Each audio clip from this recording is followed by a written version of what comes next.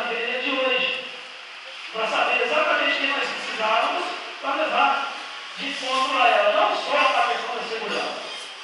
E ela falou: olha, Catinha, eu estou aqui no Hotel Praia Sol e eu assim, se você puder, que seja hoje, beleza, por que você está fazendo? Porque eu não sabia, na verdade, nessa reunião.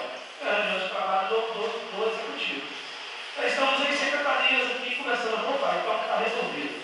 Quero que você pegue o prefeito aí e converse com o secretário José Mais Peradinho, que é morador de Nova Almeida, secretário de Segurança Institucional, Segurança Nossa, secretário de Defesa Social. É daqui agora de Nova Almeida, o secretário delegado José Mais Peradinho, que se aposentou para aceitar esse desafio. E nós já estivemos lá, alguns vereadores estivemos lá para publicar na rede social, pedindo, e eu em especial, pedindo muito